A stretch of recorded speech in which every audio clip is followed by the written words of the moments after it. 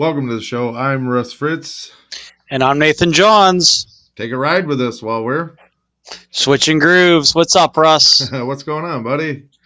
Not much, bit a little bit. I took some time off for Easter and get myself situated again. Yeah, I understand that. I had my kids over the weekend, and Easter they went to spend with their mother. So, hey, I understand. But so I'm hoping everybody enjoyed our little picture for Easter. I tried to get a little festive for this one. Yeah, I saw that. So, hey, good job.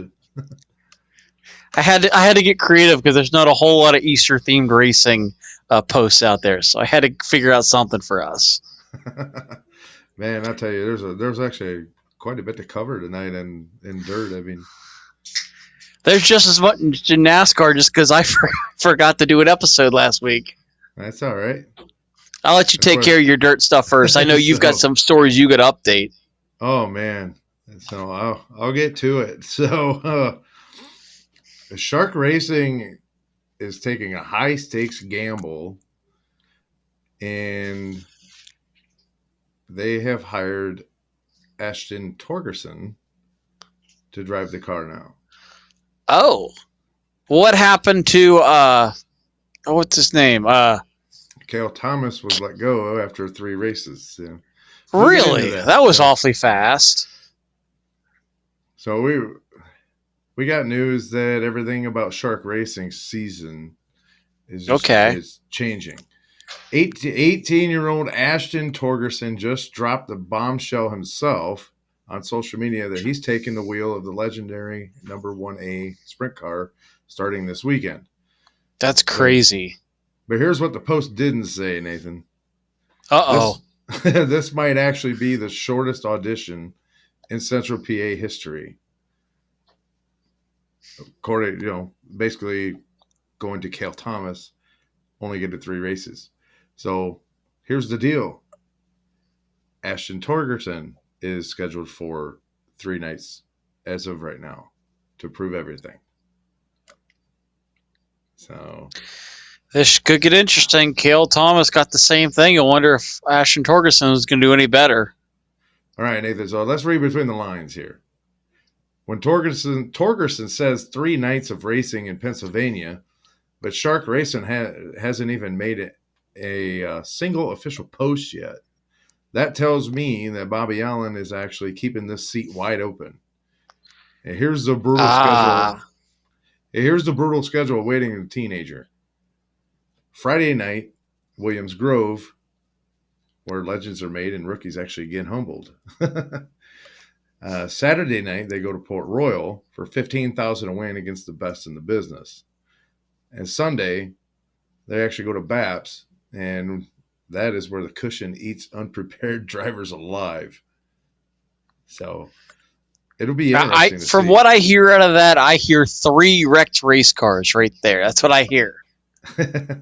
Well, unfortunately, Cale Thomas wound up in 2 wrecks during his 3-night stint. So that doesn't sound like it's going to be any easier for Ashton. So no, and I don't know about that one. Not to say anything bad about Cale. Like, Cale is a very aggressive driver, and the guy has a lot of talent. Yeah. And according to some things I heard last night, he just wasn't fitting the team style. So, see, here's my thoughts on this, and I don't know a whole lot about either drivers, but my thoughts are you have a experienced or more experienced driver versus an 18-year-old. The more experienced driver just didn't really mesh with the team from what I'm getting.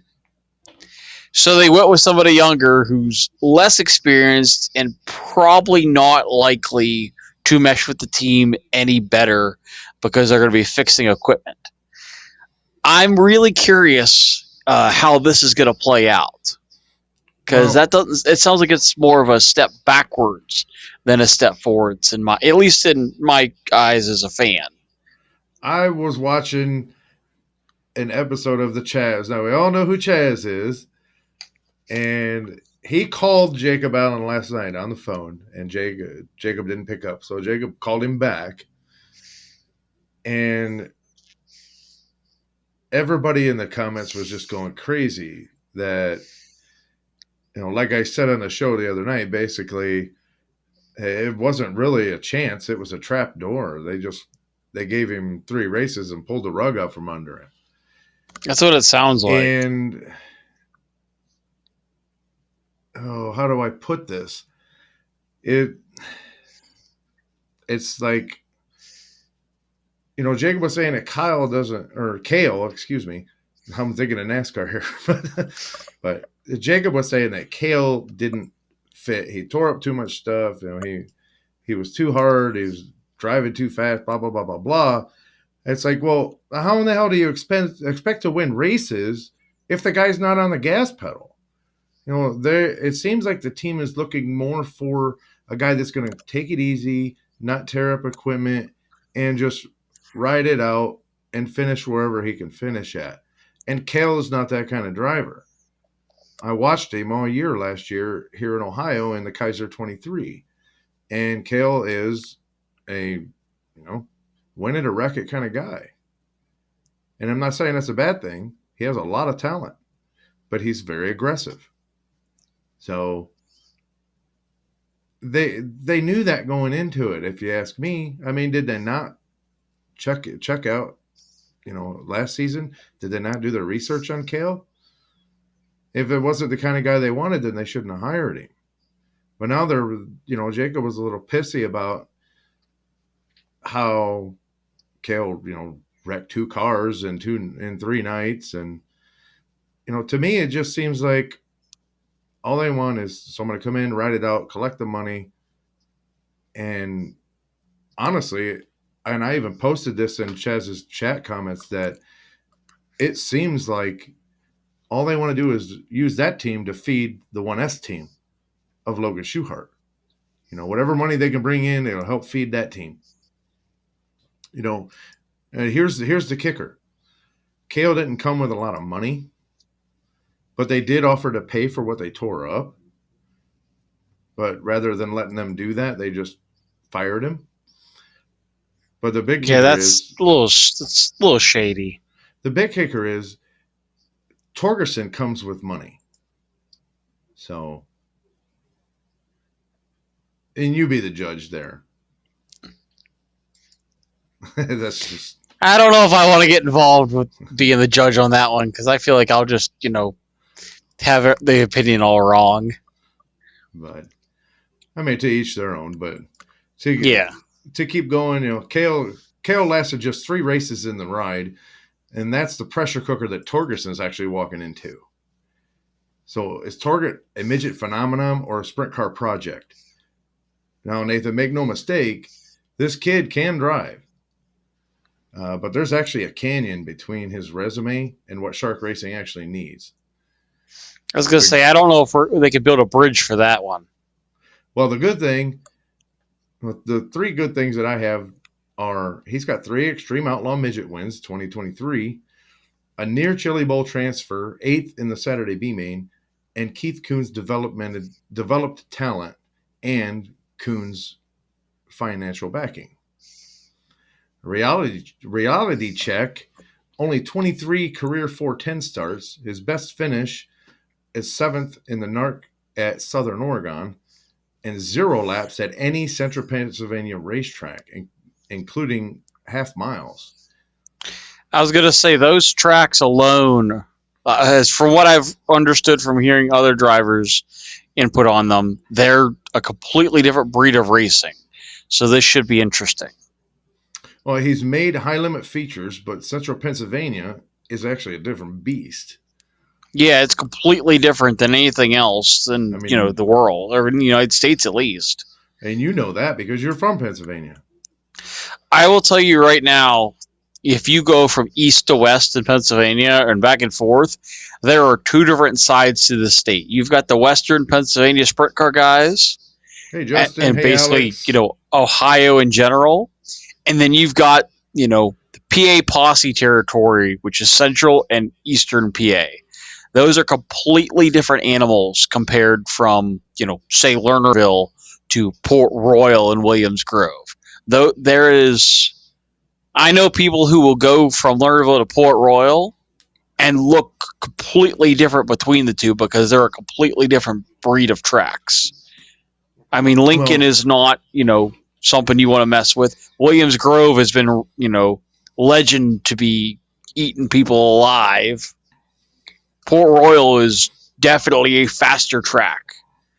That's not, Williams, as far as I can understand, I haven't seen a track that can compare to Williams Grove and Port Royal when it comes to speed. There is no other track that I can see that has that much speed in the cars.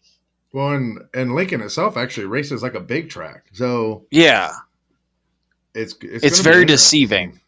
And This I don't is know very much about BAPS, but I know that Williams Grove and Port Royal in general are a completely different breed of track. That's like going, I mean, in NASCAR terms, that's like taking you know, a sprint car and racing at Talladega. You're just wide open the entire time, well, or at this least it isn't seems like it because they're flying. for Torgerson. This isn't just moving up; it's actually jumping Yeah, straight in. He's jumping straight into the lion's den. yeah, he's jumping off the deep end. So this actually leads us to what I will call the shark racing chessboard. Here's The why Shark the Tank. here's why the move is fascinating, and it's just it is to an extent. Shark Racing isn't just testing Torgerson; they're keeping all options open. Now, the Tanner Holmes rumors, multiple sources actually confirm that talks have never completely died. Hmm. The money factor Torgerson brings Keith Coons and Coons funding. In the long game, if he actually shows flashes, they might mold him. If not, next man up. That's just my take I on was it. gonna say Tanner Holmes is a name that I'm kind of surprised they haven't, you know, looked into him a little more because I know that he's moving up through the ranks. So that's kind of surprising they went with Ashton over Tanner. Well, get this. They're actually sticking to Jacob's planned schedule and tracks. No easing Huh. in, so they're not going to take it easy on him. And that tells you everything about their sink or swim mentality. That's why it's So, called shark racing. They have to swim. I couldn't help that one.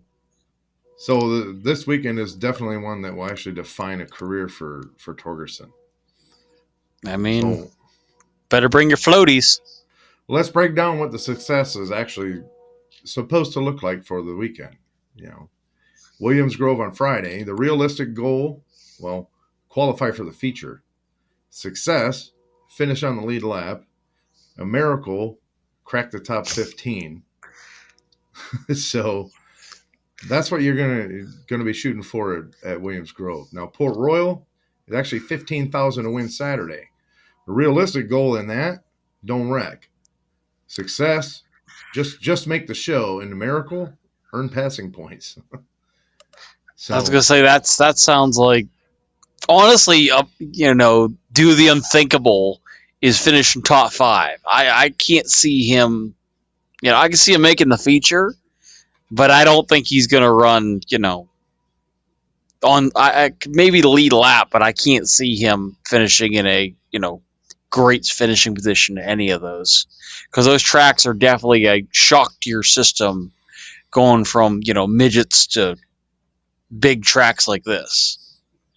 well, And I will say that I've been to Port Royal versus like as seeing it versus seeing Lernerville and other dirt tracks like we'll say Charlotte or Sharon. That track looks like a NASCAR track from the outside because it is so big. It is no it's small huge. feat to pull stuff off there. But And there's a lot of room to work, but you got to use it wisely because if you try to use up all that room and you don't, aren't aware of your surroundings, you're eating that outside fence. well, here's my take on why this could actually work. Here's the X factor that nobody's talking about. Torgerson's midget background actually gives him elite car control. So at places like BAPS where the cushion is really treacherous, that actually matters. Yeah. That's why. Oh, that will matter. I don't know about the speed part. The speed might throw a wrench in that also, I feel.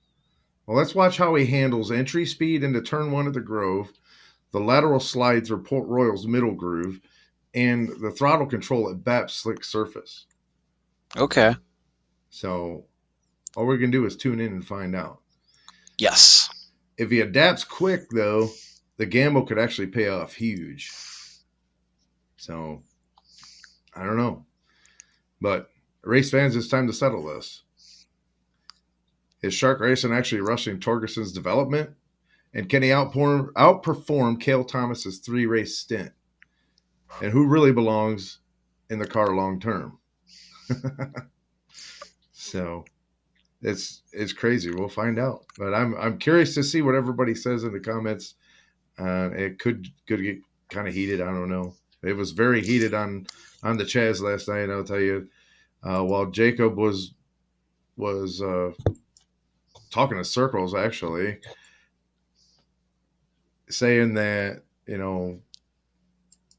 Thomas did this, Thomas did that. Well, Cale Thomas actually chimed in the comments and stood up for himself and said that wasn't true, and that they did offer to pay for what they damaged over the weekend. So, and that was all that you heard of Cale. I reached out to Cale today and was texting with him and asked him if he would like to join us tonight and, let him voice his side of the story. But Cale decided not to and just walk away humbly and move on. So, hey, I mean, stand-up thing to do. Stay humble about it. No need to go back and forth. And I just wanted to extend him that offer to come on the show. I don't want to see him get dragged through the mud. The guy is very talented. And, he's a really brave racer. I mean, it's win it or lose it. And he wants to win it. So good for him. But moving on, while Shark Racing actually gambles on youth, other teams are actually gambling with tech, both chasing speed. So, oh man, while we're all actually watching the racing over at Knoxville last weekend, there was actually high stakes tech drama unfolding behind the scenes. Bum, bum, bum. Sound familiar, Nathan? It actually involves some of the smartest minds in sprint cars trying to rewrite the Aero rulebook, literally. Oh boy. So here's what we're referring to as the Thursday night Aero scandal. So dun, dun, dun. Here's what went down in Thursday's practice. Well, lo and behold, Kyle Lars's number 57 had a full-length underbelly pan stretching back to the fuel cell and a right rear shock enclosure. Classic. Oh, no. Classic Silva Motorsports pushing the boundaries since day one. So. Oh, no. You got to love it. Trying to work within the gray areas. And Tasker Phillipson and Jack Anderson, they actually had unspecified Aero additions, but they were actually clear enough to get caught. So all three teams were actually told in no uncertain terms to actually remove these parts or don't race. Well, here's why. This is actually a classic example of rulebook warfare. That's something that's not uncommon in any type of motorsport, I believe. But the outlaw rulebook actually isn't vague here. So the two key sections that come into play are body rules, section 4.2, no underbody panels beyond factory floorboards. So I don't even know why they even tried it. Shame, shame, shame. The nuclear option, section 12.1, Any new design requires prior approval, which they didn't have. So while while the drama actually unfolded though as a counter move, very quietly, Knoxville updated their rules on side panel fabrication. Coin- Oh. Coincidence? I don't think so. I really don't think so. But That's funny. this this is what gets me though. The pit area spy game. Here's the real story, Nathan. Oh boy. This wasn't even found by the officials. This was actually pit crew espionage at its finest. Oh man. Multiple teams ratted them out because, at this level, every rivet is watched, every weld is photographed, and anything shady gets reported immediately. Oh, I am so glad this is racing and not, some sort of hood game. Man, there'd be a lot of Dude, people getting stitches. Oh I man, tell you, that's bad. let's be real, dude. That's hilarious, actually. After Silva's turned up exhaust and wing tricks last year, the 57 might as well actually have a target painted on it. I was going to say yeah, I shouldn't have expected any different from what team you were to say. I could almost see it coming. Well, why risk it? Well, here's the Aero advantage actually explained. Very, very simple. For those asking why bother, here's the physics at 130 miles per hour. Underbody pans actually reduce turbulent drag, which is huge on Knoxville's long straightaways, and shock enclosures actually stabilize the rear end flow. So we're talking tenths per lap, the difference between first and fifth. I was going to say the underbody thing that makes you think of the airplanes we have at Daytona. Yeah, no crap. Wonder where they got that idea from. Well, Larson being a NASCAR driver. I wouldn't have. That's one thing I wouldn't want to put on a car that is pretty well capable of standing on the front end. It's not something that's new or uncommon. It's been tried in the past, which is why it's in the rule book that they cannot have any belly pants, and they just straight up ignore that rule. Now, were they testing that just in practice and had no intentions on using it in competition? Nobody knows, but maybe they were testing something out for a high limit show. I don't know if high limit has that in their rules or not. I haven't actually went through their rule book with a fine tooth comb. So guess they're gonna find out soon. But I don't know. Well, here's the twist. No penalties were actually issued at all because the parts weren't used in competition, just practice. And the teams complied immediately. But you better believe that World of Outlaws tech will actually be all over these cars going forward. So here's the question. Did they make it on track with them for like hot laps?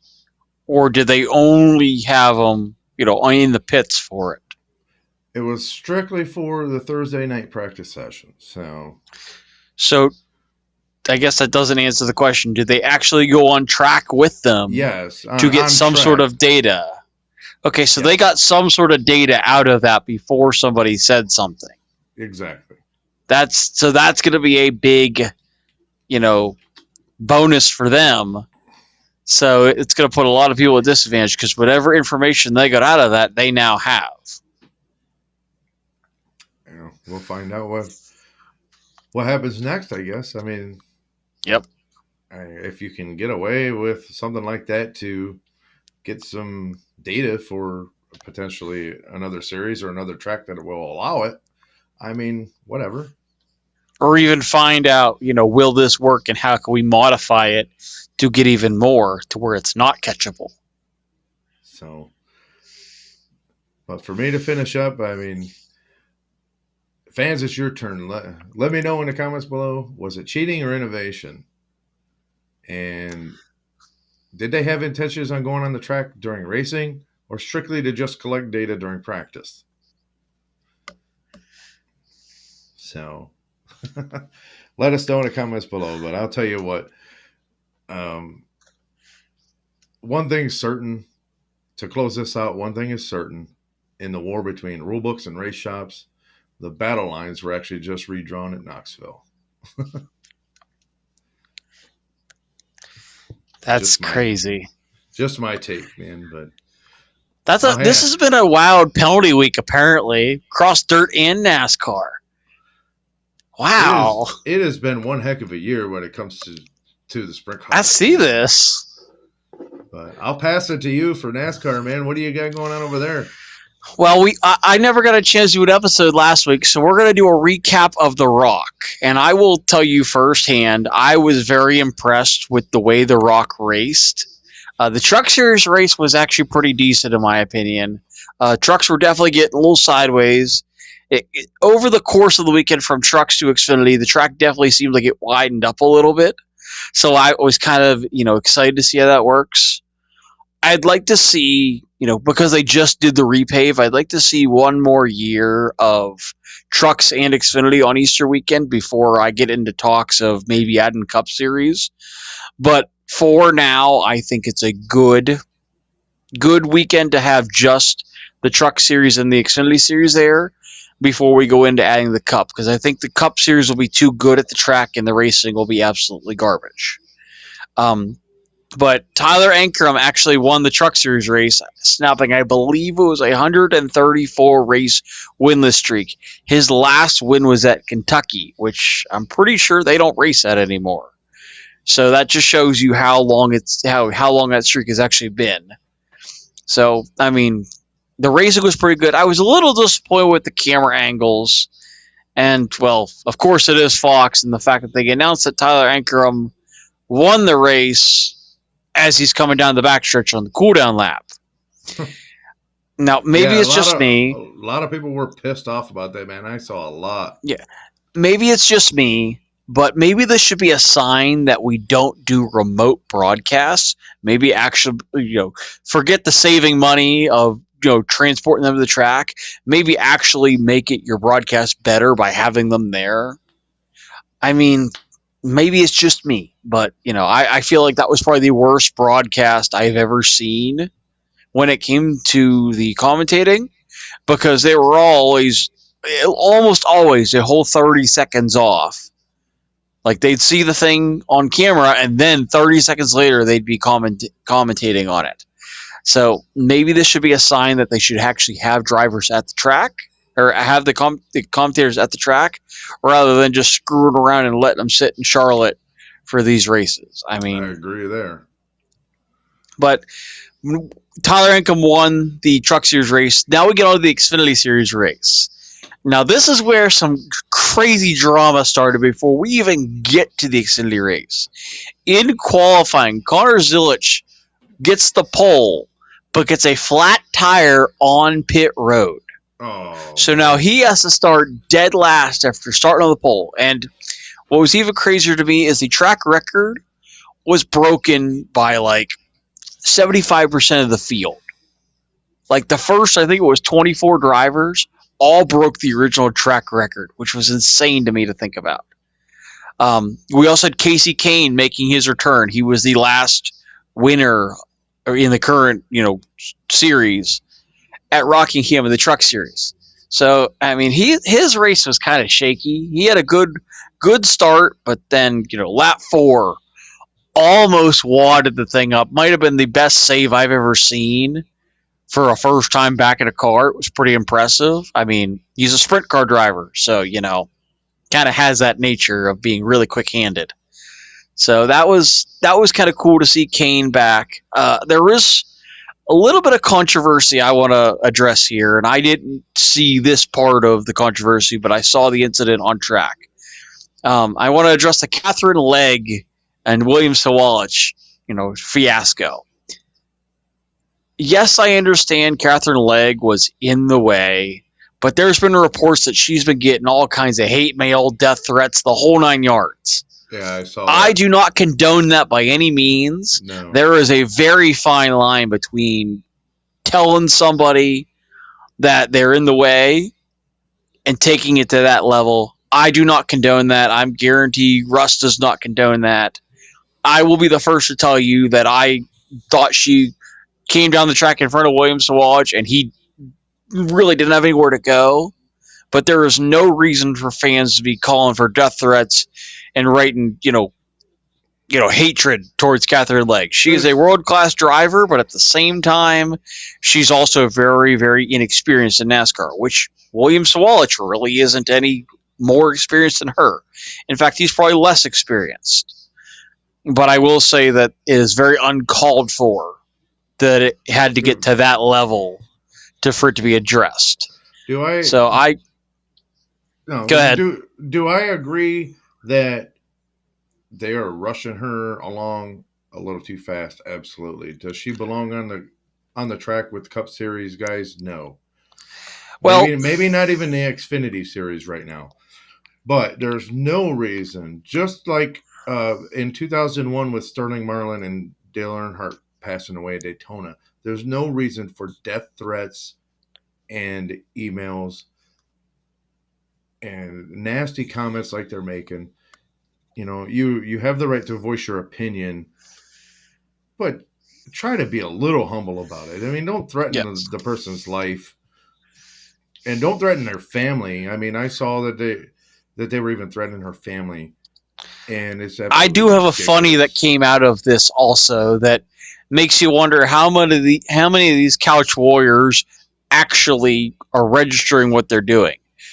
Mario Andretti even chimed in on the whole situation. Yeah, I saw that. I mean, there's gotta be a point where the keyboard warriors realize that even the big names are backing her up, which I will be the first to tell you that I think the schedule they're giving her is way too ambitious. I mean, for starters, she's supposed to be in the field for Talladega this week. I can't even wrap my head around the fact that they're going to let her go out there because it's been a while since she's, been in a race car other than, this past week in Phoenix. I mean, Phoenix is a pretty small track. You know, Rockingham really isn't much better. Now, granted, I understand that's across two different series. But still, those are pretty small tracks for a road course ringer. You would think they'd send her out at like Watkins Glen, Sonoma, Portland, maybe even send her out at, Lime Rock in the truck series before they send her out on, Talladega, Rockingham, you know, Phoenix. That, in my opinion, it was a very poor choice in tracks for her PR team to send her out on. But maybe that's just me. Maybe I'm not seeing the silver lining. But I feel like she's going to get a lot of people hurt with the inexperience that she has. At least make her run the ARCA series for the bigger races, but don't put her in the bigger ones. Like run her at the ARCA series with the least experience. Which, if I'm not mistaken, William Sawalich is in the ARCA series. They're about the same skill level. If not, Catherine Legg may be a little bit higher, but she's not experienced in stock cars. That's where I feel like there should be a line drawn and she should be allowed to race in the ARCA series until she gets more experience with these and then be able to move up. I feel like this is like reverse progress of what you should be doing. Like you don't start in the Cup series and then work your way down to the Xfinity and then the Yeah. truck race and then the ARCA. I'm pretty sure that's the other way around. Well, But, and like Eric Estep said, she has tons of experience on road courses. yeah, she has tons So of if experience, it, but this is a really poor choice of tracks. oh, absolutely. If NASCAR, this is NASCAR's own doing. They're creating this monster themselves, and Was it they wonder why 41? they're having issues drawing in the new fans and the younger fans that they need to continue growing the sport. Yes. Well, they do crap like this and then have tons of cautions. Then nobody wants to see them. What was that? The race was run. What, half of it was ran under caution? Well, You know, and I'll get to that part because that's actually the part that made it really entertaining for the Xfinity race. I want to get to that part here later on, but I was rather okay. impressed with how that track ran. But yeah, that was one of those bad look moments. I mean, I can understand. At first, I thought she was going a little bit over the top when it came to the post crash info care center interview. But then when I hear the reports that she's receiving death threats and whatnot, that's where I draw the line, and I think you know, that was warranted to be pissed. So I Oh, mean, absolutely. but the next part that I do want to cover is, after we had the Catherine Legg drama, we had the fuel mileage, pandemic, we'll call it. That might have been the craziest fuel mileage I have ever, I mean, a fuel mileage race I've seen in a really long time. Like probably since Tony Stewart at Chicagoland style, fuel mileage. Except instead of being right on the money, they missed by like 11 laps. There were some drivers who said they were good to go and ran out with 11 laps to go, which is insane to me that you can be off by that much. Oh, I mean, that's an we had engineering call on the that's race a team lapse in side. judgment by a lot. But I mean, they had Ryan Sieg, leading the field. He was actually the leader at the time of caution. I forget who it was that hit the wall. But under caution, the car stutters and he loses pace. So it drops him back to like sixth.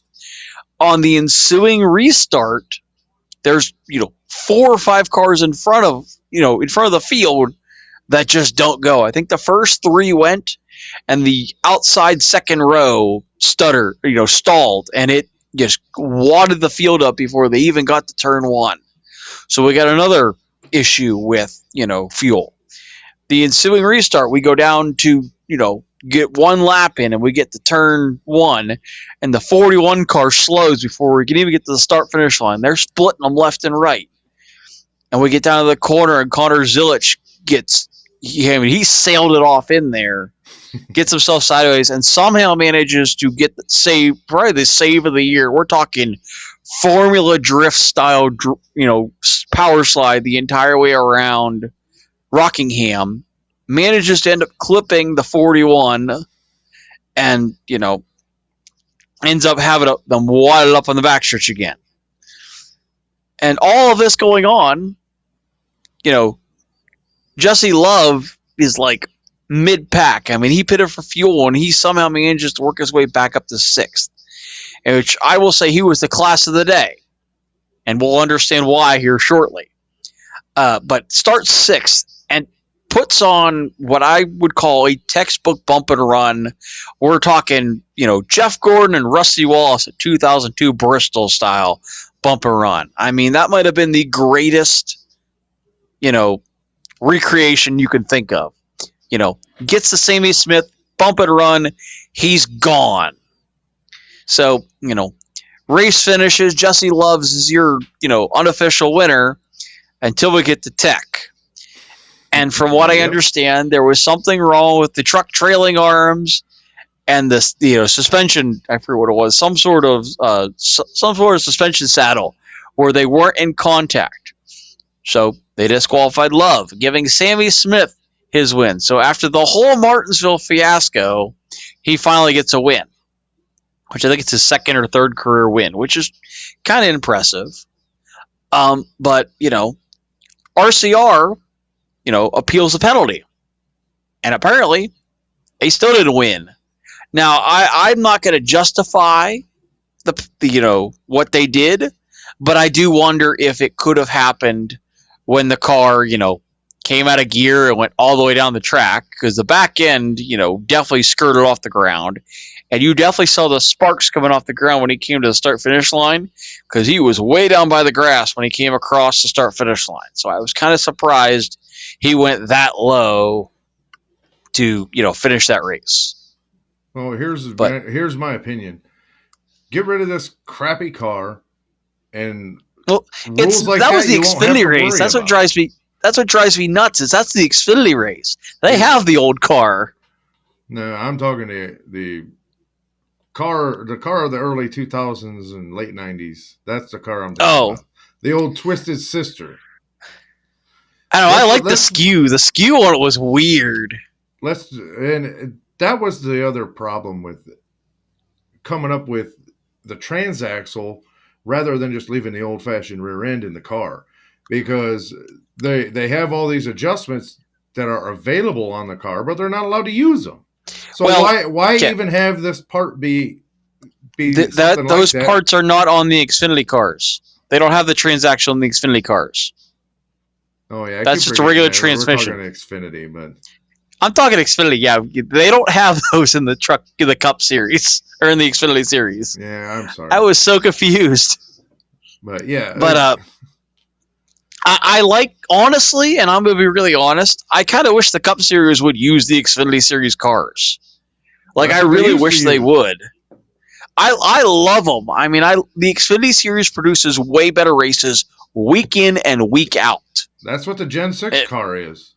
I absolutely loved those cars. They were great for racing. Yes, there were some things they could have fixed, but there were a lot of things that outweighed the bad that were good about the Xfinity series. I mean, they have way better races now than the Cup and the Truck series have, which is insane to me because they're usually supposed to be the middle ground where they're not as good as Cup, but they're at least better than Truck. I mean, they're outperforming when it comes to the show every single week. I mean, this is the 10th straight race where they had a million viewers for the Xfinity series. That's kind of impressive that they've had that many viewers for 10 straight races. It's actually pretty decent. They put on better races because they're not so aero dependent, man, and so aero sensitive. Like the new car. I mean, what happened at Bristol? Kyle Larson led 98% of that race. So he just put an ass whooping on everybody. And I will say that this was the one track where I feel like Aero was a big benefit. Like, you could get next to those cars and they would literally just slide everywhere. So it kind of gave you the new next gen feel, but the track was super slick. They only had 2 lanes of that compound. And I will say, when you get out of that compound, you were going for a ride. And it was actually kind of fun to watch them, bounce off each other for position. The fact that Jesse Love, now granted, he did end up getting disqualified in the end, but he shot the outside so well that it was like he was shot out of a ketchup bottle. Came off the wall and went right down the track. Bottle. Well, I mean, shot out of a cannon. It was insane how he came off that wall, ricocheted off the wall, and came flying down the backstretch just to hit the bob of turn 3, and make the pass. I mean, he looked like he had another 500 horsepower, just flying around the track. He came from 6th place in 2 laps and won the race by a pretty good margin. Like, it wasn't even a photo finish. He had a pretty good gap between him and 2nd place Sammy Smith. I mean, it was rather impressive, the can of whoop ass he opened, coming to the overtime restart. I was rather impressed. I mean, got disqualified, but I hadn't seen a launch like that in quite a while. Well, and that was this big surprising thing to me, is that he was that much faster. He was visibly faster than the rest of the field. RCR didn't take the appeal any further. They decided to let it go and move on rather than appeal in the, make it a final. I mean, they appealed immediately, and then when it was turned down, then they just didn't go any further. So was something actually illegal, or did it happen? It turns out that there was no evidence that it was tampered or that it wasn't done on purpose. So I forget how they worded it, but it was worded as there was no proof that it was done by accident. Like, it wasn't part of race damage. It was something that would have been there prior, from what I understand. Now, the story behind the appeals is there was, I think, Noah Gregson's team appealed it and lost in the Cup Series. But Junior Motorsports with Noah Gregson appealed it, and they actually won their appeal. So they had a 50-50 chance at winning that appeal. So I feel like it could have gone either way, but I didn't, with the amount of speed they had, I'm pretty sure it was visible he was illegal. But I do have a few more things I want to cover that I wasn't aware of up till recently this week. There is Amazon Prime is releasing a Garage 56 film, which is going to be like a documentary on Amazon Prime, which would be kind of cool. It's titled American Thunder, which I think is kind of impressive. I mean, as Eric Estep says, anything with the word thunder in it, NASCAR Thunder, Days of Thunder. I mean, the guy's got a very valid point. If it's got the word thunder in it, you've got me sold because it's pretty darn good. I mean, the NASCAR Thunder games were legit. See, and even those races used to be good. Now, the next-gen cars kind of muddied that up, but we'll discuss that at a later date. But I was rather, excited to hear about that kind of. I don't have Amazon Prime, but eventually I'll be able to see it. Another big story that's got me excited. The finale is finally coming back to Miami.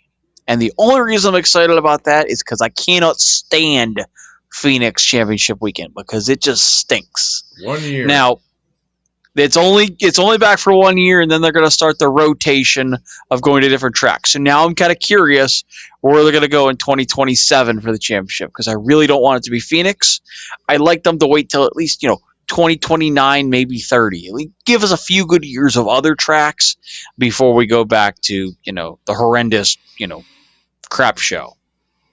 So I'm kind of excited about that one. I think they should do that for the All-Star race too.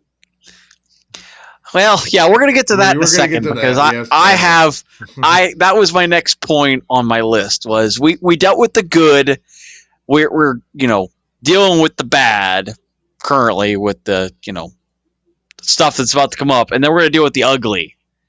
I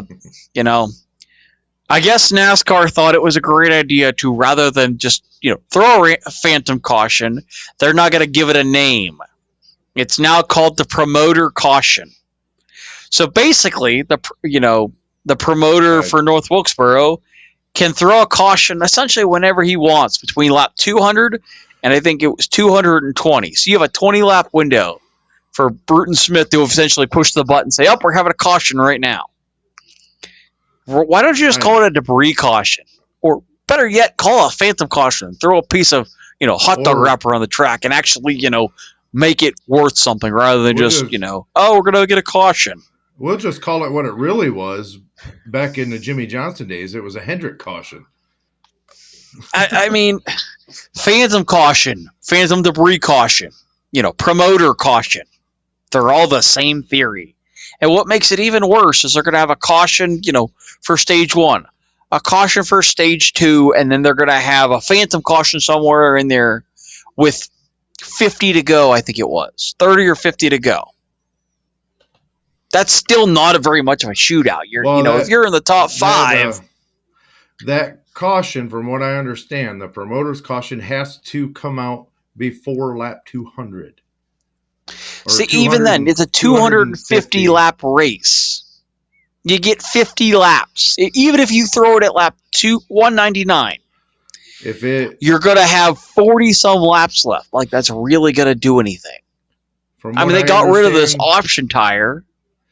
From what I understand from Eric Estep, that if it doesn't come out before lap 200, it's not going to come out at all. Yeah. And at that point, what's the point of having it? If he pushes the button at lap 200 and they don't call it, essentially you're going to go back green. Nobody's allowed to pit. It's just more of a gimmick to a gimmick-ridden race. It doesn't need to happen. It's very frustrating. Yeah. I mean, if you're going to do that, do it at lap 100, lap 200, and then do it at 240. Give us a 10-lap shootout at the end for the gloves to come off for $1 million. I mean, I want the excitement that the All-Star race used to be. 50 laps at North Wilkesboro is like giving Kyle Larson a 4-lap head start. It's stupid. Whoever the leader is going to be is going to end up winning the race unless somebody launches them coming to the green flag. Well, here's what I think about that. If you're going to use this phantom caution, then, okay, whenever the phantom caution comes out or promoter's caution, whatever you want to call it, and We like calling it the phantom caution. So if you're going to use this caution, then okay, let's say you throw it between stage 1 and 2, then the stage 2 caution does not need to happen. That should be eliminated. And then we go on to the stage 3 caution, the original stage 3 caution. Wherever you throw that flag, then the next stage caution should be eliminated. I mean, you could always call it a floating caution at that point, which I'd be okay with. You have to throw it. For stage 2 is going to be a floating caution, so you can throw it whenever. Let them run 5 laps, and if they don't have a caution, throw the yellow. Make them run a longer stage 2. Make some strategy. Make something fun come out of this. I mean, the All-Star race used to be fun. I mean, that Humpy Wheeler used to launch buses through the infield at Charlotte. Something good has to come out of this. I mean, there's no more of this Amish cut, Noah Gragson.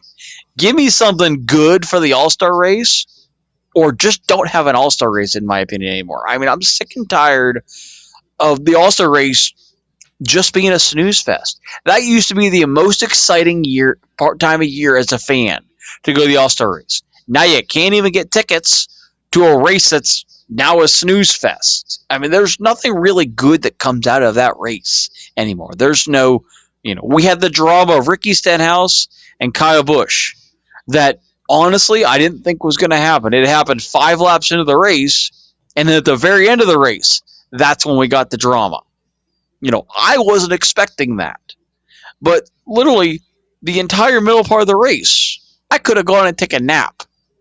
Got up and saw that. I mean, I was really disappointed with that race. And then they, fined Ricky Stenhouse for a fight that they use as promotional, content for the next 15 years. Like, man, they doubled. They sold that thing to an extent, and it frustrates me. Well, if you're going to use it for promotional reasons, then the guy shouldn't have been fined as much. I mean, refund the money. As much. I mean, fine him $10,000 for starting shit. But another good thing I want to add to the list, because I forgot about it. The Hall of Fame nominations came out recently.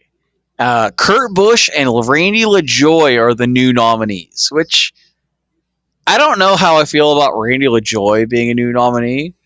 I do feel like Kurt Busch should be on the ballot. I feel like there may be people who are more qualifying than Randy LaJoy, but that's just my personal opinion. But didn't Kurt Busch win some championships? I think he won would have been the Busch Series. I don't know if he's ever won in the Cup Series or not. There might have been Truck Series in Xfinity, although I have never really looked into his stats. But I've seen a lot of people talking that Kurt Busch should be voted in this time, but they don't think Randy LaJoy should go this time. And to be honest, they're not wrong. I do feel like even though Kurt Busch has had kind of a scattered past, I feel like he does deserve to be on the ballot. I don't know if it will be this year. If he does get in this year, then he'll get in. I don't know, depending on who they have left, I don't know who they would put on for next year if Kurt Busch didn't get on, because that'll judge if he doesn't get this year, he may not get in. I mean, he is the 2004 Cup Series champion. He does have quite a few Cup Series wins.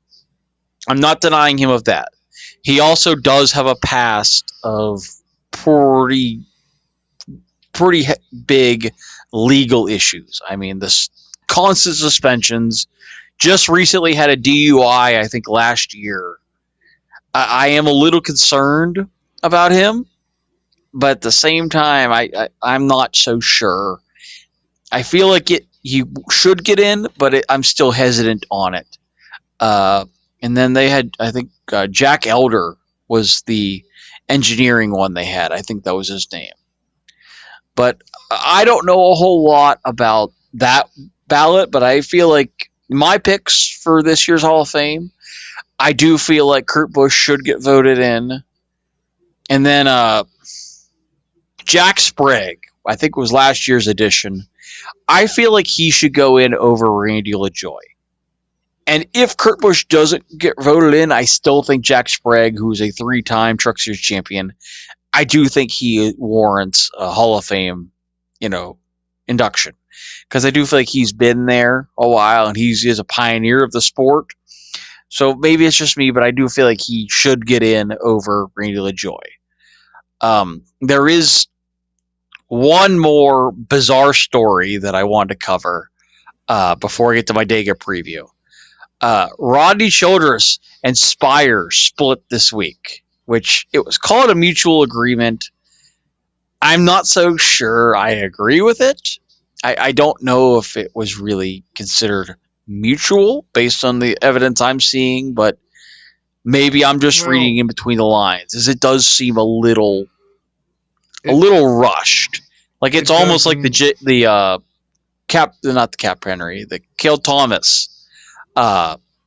Cale Thomas situation where they gave him a few raises and they chopped them. I mean, yes, I'll admit Didn't the car chief or somebody already leave like a couple weeks ago? Yeah, he left for a rival team for Joe Gibbs, and that's what I wanted to get at. Is this isn't the same Rodney Childress that we had when Kevin Harvick is around. He's a championship-winning crew chief. At the same time, his stats have kind of dropped off. I mean, he says he's going to step away and then, focus on other stuff. He doesn't know his future in racing, to which I can say, okay, I can understand that. I mean, his stats haven't been what they were as a championship crew chief. I mean, yes, I feel like had he gone with Michael McDowell, that would have been a little bit different story. I feel like he'd be way more productive. Because out of all the drivers at Spire, Justin Haley is probably the scraping the bottom of the barrel when it comes to drivers. I mean, Carson Hocevar has very much surprised me this year. His performance has actually skyrocketed, in my opinion. Michael McDowell, I feel like, will be the secondary driver. He started off the year great, but, I mean, kind of running mid-pack. And Justin Haley's runs behind McDowell, I feel like, pretty regularly now. I mean, McDowell and Haley run mid-pack pretty consistently. Hocevar surprised me, but Haley runs way more consistent mid-pack than McDowell. And that's what I feel like, kind of hurt Rodney, is he really didn't have a driver that, really had any progression to be made. Had he gone with Carson, he might have been able to go a little further or upgrade his stats a little. But, I'm not sure on it. And McDowell's always been the kind of guy that shines at the super speedways and the bigger tracks, not so much the small. And we've only had 2 of those so far. Yeah. And he was not too bad on road courses either, but yeah, he's good on road courses. I mean, he is a road course ringer by nature. So I mean, I feel like McDowell could be perform better. I mean, he's not great, but he is. I feel like he is kind of an upgrade from what he was at Front Row, just by a little bit. Not a lot, but a little bit better. But putting Rodney with Justin Haley, I feel like kind of limited his ability to really, show anything. Because Haley's been in the sport for a while, but he really isn't. Yeah, he's not to the level of veteran as McDowell. But at the same time, he's more experienced than Hocevar. But even then, Hocevar really has outperformed my expectations for him. I mean, finished second at Atlanta, has shown pretty frequent bursts of speed, at least more than I thought it was going to be. So I'm impressed with it, but I still feel like there's more to be there. But, the first 2 photos I think Roddy posted since the announcement was he took a picture with his wife, and then he took a picture of it looked like him power washing his yard or his driveway. So I mean, it makes you wonder if he really wanted to do that. He said he's going to take some time to himself and spend with his family. And I what else mean, did they it's say? If the the family racing photo gods, understood. yeah, the man upstairs will put him where he needs to be. Basically, he Yeah. said. So But when it comes to my Talladega preview, because I know we're getting towards the end, the drivers that I will avoid this week, definitely Kyle Larson, has absolutely zero luck, or I guess any performance at super speedways. I mean, other than Atlanta, which I still don't really consider a super speedway, but it technically is. I mean, Daytona and Talladega are Kyle Larson's kryptonite. He is absolutely miserable when it comes to stats at those two tracks in particular. at least he's So admitted that, though. I mean, he's one that I will avoid in my fantasy picks for Talladega this week. He will not be on my roster because I can't imagine him doing anything good this week. Nothing against him, but he is not good at any of those super speedways. Drivers that I would like to watch this week. Ryan Blaney hasn't had the greatest season, but he has been on absolute fire when it comes to Talladega. I think he won with the spring race and both fall races the last few years. I mean, he's virtually unstoppable when it comes to the fall race. So he's my pick for the fall race for sure. But when it comes to the spring race, he's not that far off the mark either. I mean, he's actually pretty decent at it.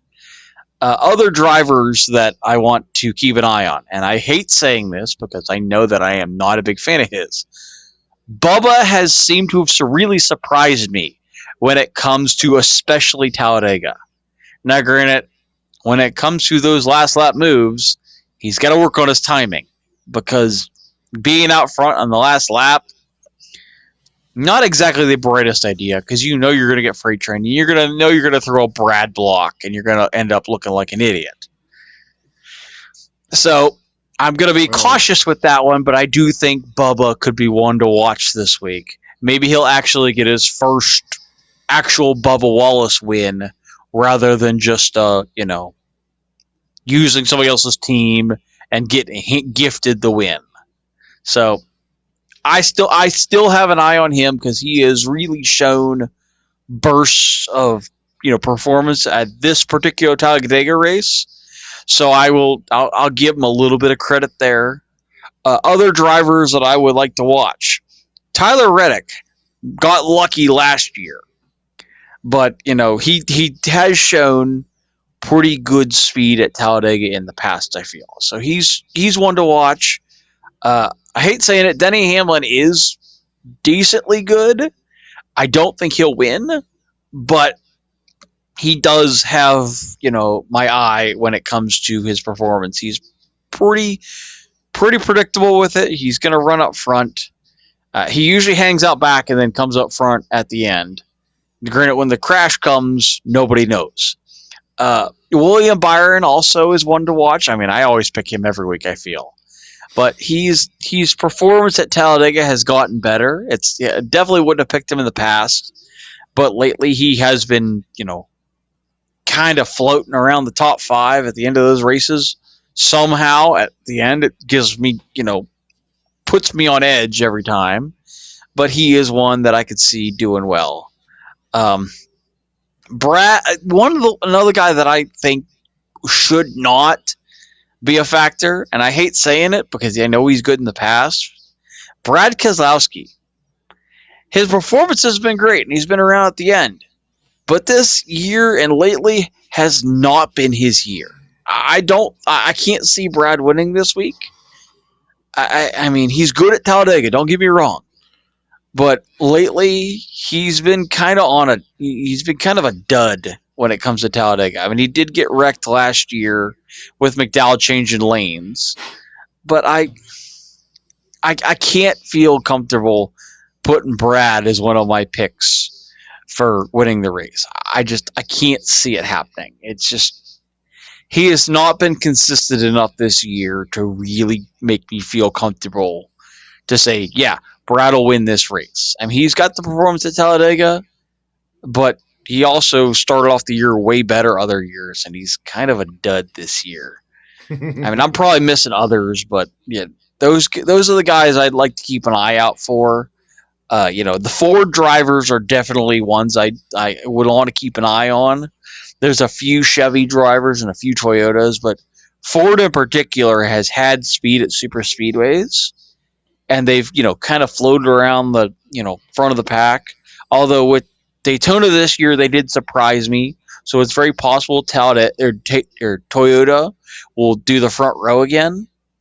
But I would like to think that Ford is going to be back to where they were and running around the top, running the top spots when it comes to qualifying. So that's my 2 cents on that stuff. I guess we'll have to find out, huh? Oh yeah. So but, it's definitely been an interesting week. It has definitely been an interesting week when it comes to racing in general. Yeah, I mean, especially with the whole shark racing deal, man. It was just that is like the big story right now in the dirt track world, the sprint car world. But and I know we got a few opening nights this week too. I know Lernerville is supposed to be tomorrow, and I think you said Fremont is supposed to be Saturdays. So those will be a few good opening nights. This is Fremont. Fremont opens on Saturday, along with the All-Stars first show on Saturday. It's actually race number 2, but it will be their first race in the books because their 2-day show a couple weeks ago at Attica was actually canceled. So okay, so race season is officially getting under full swing. So I'm getting kind of excited to see all these series getting underway, and me too. Hopefully we see some good action. I'm getting excited about it. I'm ready to see some dirt cars on track. I did notice Alex was watching, Alex Robinson, the All-Stars new announcer. So he'll be in town this week. Maybe I can actually catch up with him, and maybe we can go have some lunch or something together. So that'd be cool. I got to get him to come to Lernerville eventually, or maybe I'll have to come out and visit you guys Saturday or something. So I don't know. You come out Saturday, maybe we could do a show at the track. Woohoo! Just like Lernerville, I don't know. I know. Oh yeah. I've spoken to Rich already, and we cannot do anything inside the fence, and I respect That's fine. that. I respect that because we don't have streaming rights to that, which I would never try to step on anyone's toes. So, but outside the track, for a pre-race show, I'm sure he's not going to mind. So that works. So, well, with switching grooves, I think it's about time we wrap it up for the night because we're way over, I would think. Well, what do we want to tell everybody? I figured you had a little bit more to give, but okay. With switching grooves, I'm Nathan Johns. And I'm Russ Fritz saying, race hard. Stay safe. And we'll see you there. Bye, everybody. Good night.